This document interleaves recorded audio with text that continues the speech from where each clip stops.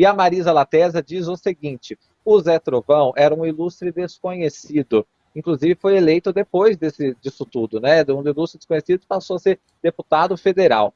Agora ela fala assim, mas é muito triste ver o Sérgio Reis terminar a vida dele de um modo tão baixo. E o Sérgio Reis realmente está no imaginário coletivo, né, Rantes? A música popular brasileira tem um registro importante ali do Sérgio Reis com várias canções consagradas na voz dele. Você lembra aí de alguma música do Sérgio Reis que você gosta, Randes, para confirmar aqui o que a Marisa Latésia disse, que é deprimente Eu, ver que ele se radicalizou a ponto de falar até de quebrar tudo e tal? eu lembro de um episódio na minha terceira eleição de deputado federal, um desses comícios do interior, e aí tinha um amigo lá que me apoiava, lá no sertão do Pajeú. E aí ele chamou esse Sérgio Reis para participar da festa lá. E antes dos eventos, nós ficamos na casa deste amigo e o Sérgio Reis estava hospedado lá. Eu me lembro, sabe o que é que ficou da memória minha sobre o Sérgio Reis? Jeito chato, arrogante. Depois não me surpreendeu ele ter aderido ao bolsonarismo. Ele depois foi candidato a deputado federal, acho que perdeu. Teve algum momento que ele chegou a exercer, não sei se ocupando a vaga como suplente, né? Mas sei que depois ele perdeu a eleição. E como você disse, Afonso, o Zé Trovão era um desconhecido, mas emergiu aí uma categoria da sociedade com essa ultradireita reacionária e populista que colocou no Congresso Nacional pessoas que antes não tinham vocação pública, não tinham expressão, não representavam segmentos da sociedade. Então, nós estamos vivendo uma mudança muito grande na política e a qualidade do Congresso Nacional tem caído muito, né? Quando eu vi que o Sérgio Reis, que eu conheci pessoalmente, chegou a ocupar uma representação no parlamento brasileiro, eu já pensei nisso, de mim, meu Deus, como está caindo a qualidade. Quando a gente vê gente como esse Zé Trovão, e aí eu tenho conversado com alguns deputados, algumas deputadas amigas, e eles dizem, olha, está muito, muito ruim o ambiente dentro do Congresso. Tem muita gente que está muito mais preocupada em fazer um vídeo para depois postar no TikTok e querendo lacrar com uma frase, do que em verdadeiramente debater os projetos, debater soluções para os problemas da população. E você legislar, eu passei 3 mandatos, você tem que ter a capacidade de dialogar, de fazer consensos parciais, senão a legislação não sai representativa das diversas opiniões e interesses que existem na sociedade. Quando você está ali só preocupado em fazer um vídeo para depois lacrar na rede social, você está preocupado com tudo, menos com a qualidade do debate, com a qualidade da legislação. Olha, eu vou aqui ler alguns comentários da nossa audiência, o pessoal aqui é afiado. O professor André Confort diz assim, a mais famosa, Afonso, é o menino da gorpeira, está dizendo aqui. Acho que ele está adaptando, É. pelo que eu pude É perceber aquela aqui. musiquinha, né? Quando eu ia viajar. É linda essa música, né? Lembra Pode dela? cantar Vocês aí, lembram? Randes. Eu não me É arrisco, mas porque você está se eu indo muito bem. cantar, minha esposa vai me recriminar muito, que ela sabe que eu não sei cantar. Mas essa música é linda, O Menino da Pois é. Porteira. Eu lembro dele cantando, por exemplo, Adeus Mariana, por exemplo, é uma outra música que ficou muito tempo consagrada na voz dele, Panela Velha, enfim, né? Ah, se ele tivesse ficado Pinga em só ali, mim. Pinga em mim, ou seja, ele tem uma história muito bonita que se perdeu no meio do caminho, né? Olha, o AC Group Administration and Participation, tem uns nomes curiosos aqui, viu, Ed, na nossa audiência. Ele escreve, caro Maurício Randes, como seu conterrâneo, vou dizer é, uma frase de um radialista pernambucano que se aplica ao golpista, diz ele aqui. Ele fala assim, pau para comer sabão, e pau para saber que sabão não se come. Sabe quem é essa frase, Randes? É de J. Ferreira, foi um JV. grande artista aqui pernambucano. Foi não, é, né? Ele apenas agora não está mais na ativa do rádio. Ele foi debater lá na CBN. Gosto muito de Jota e essa frase está no gosto popular da gente aqui. Eu me lembro desde pequenininho, eu dizia, pau para comer sabão e pau para aprender que sabão não se come. É isso mesmo. Ô Pedro, eu queria passar para você, te perguntando um pouco sobre figuras, na verdade, da sociedade que se deixaram encantar por esse discurso. do ex-presidente Jair Bolsonaro. Eu sempre repito aqui, tudo que é dentro do campo democrático tem espaço, é importante. O problema é quando se foge dessa moldura democrática, porque aí você coloca em risco o Estado de Direito, né? E o Sérgio Reis é um caso desse, que tinha sua carreira muito bem sucedida e se radicalizou. Outra, por exemplo, a Regina Duarte, que chegou até a ser do próprio governo, né? E há alguns exemplos que a gente poderia citar aqui, né? E ainda estamos sem te ouvir, Pedro. Acho que é aquele botão mágico que você aperta aí que a gente... Agora certo, acho que sim. voltei. Aí, pronto. Certo. Eu gostaria de responder essa pergunta com uma provocação, né? É questionar até que ponto que o Estado brasileiro é realmente democrático, né?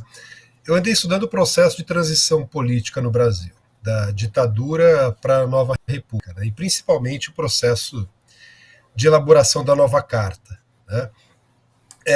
O Randes sabe muito bem, né, que em 88 a bancada do PT se recusou a votar, né, o texto da Constituição, acabou assinando, né, isso é um fato, mas justamente por considerar que ela estava aquém, né, das necessidades do povo trabalhador brasileiro, e apontou, né, o Lula era o líder da bancada naquele momento, e apontou diversos aspectos antidemocráticos, principalmente naquilo que diz respeito à militarização da sociedade brasileira, aquilo que a gente chama de tutela das Forças Armadas ou da manutenção do Exército enquanto um poder moderador, né? A própria redação do artigo 142 é ambígua, né? Havia uma pressão muito grande dos ministros militares naquela época, como, por exemplo, do então ministro do Exército no governo Sarney, né? Para que fosse mantido aquele entulho autoritário, aquela destinação das Forças Armadas, né, para além da defesa da pátria e também para a garantia da lei e da ordem. A própria manutenção de uma polícia militarizada, nessa dualidade, havia também uma proposta de desmilitarização da polícia naquele momento, né? Então, o lobby militar, o lobby das Forças Armadas, comandado pelo general Leônidas Pires Gonçalves, naquele momento, foi muito bem sucedido nesse aspecto, né?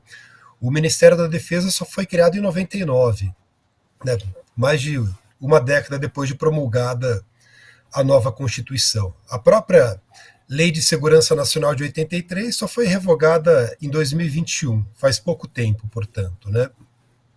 Então, de fato, os chamados enclaves autoritários, né, sempre estiveram presentes na própria institucionalidade aqui no Brasil, né? Então, isso é uma luta muito grande, né, para se acabar com isso, né? E quando a gente fala do entulho autoritário dessa legislação, poderia citar também, por exemplo, a lei de anistia, né? Não houve uma justiça de transição no Brasil, os torturadores, os criminosos da ditadura não tiveram que sentar no banco dos réus para pagar pelos crimes que eles praticaram, por exemplo. Então, diferente de muitos outros países, onde isso aconteceu, inclusive, na própria vizinha Argentina. Então, tem muitos precedentes, né, do Tribunal de Nuremberg e tantos outros que nós poderíamos saber.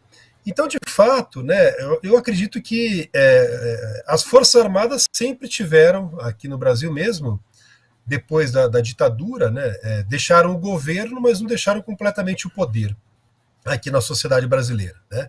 E a gente vê, né, claramente como que isso se manifesta nos dias atuais, né? A tortura não acabou, né? A violência, a letalidade policial, principalmente contra a população pobre, negra e periférica no Brasil continua, né? Muitas questões, a questão social não deixou de ser um caso de polícia no Brasil, inclusive nos dias de hoje, né? Então muitos se sentem à vontade, né, para solicitar intervenção militar, né, fazendo uma interpretação, né, bastante equivocada do artigo 142 da Constituição Federal. Então existe uma relação aí, né, que eu acredito, entre a institucionalidade e o discurso autoritário também, que acabam se retroalimentando, né? O ano passado eu publiquei inclusive um livro, né, sobre as Forças Armadas Constituinte, né, que trata dessa tutela militar no processo político, né? Tive a honra, inclusive, de esse livro ser prefaciado pelo companheiro José Genoino, que é um dos grandes conhecedores da questão militar no Brasil, né?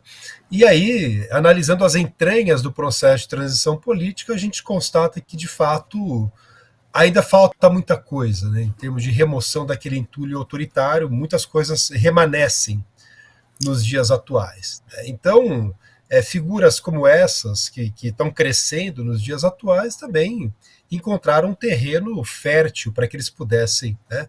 É sempre importante lembrar o seguinte, né? A ascensão do Bolsonaro, né, o 7 de setembro em 2021, 8 de janeiro de 2023, não surgem do nada, né? Não são como raios que caíram num dia de céu azul. Né? São resultados de um processo de longa gestação, tem profundas raízes históricas. Né? Então, né, quando a gente pensa na cultura política brasileira, né, de uma grande parte da nossa sociedade que defende ideias, né, discurso, repetem palavras de ordem como bandido bom, bandido morto, direitos humanos são para humanos direitos, né? Isso ainda está fortemente entranhado na sociedade brasileira, inclusive em setores importantes das próprias classes trabalhadoras no Brasil. Né? Então, muito mais, né? É importante sim discutir o indiciamento do Zé Trovão, do Sérgio Reis, enfim, né?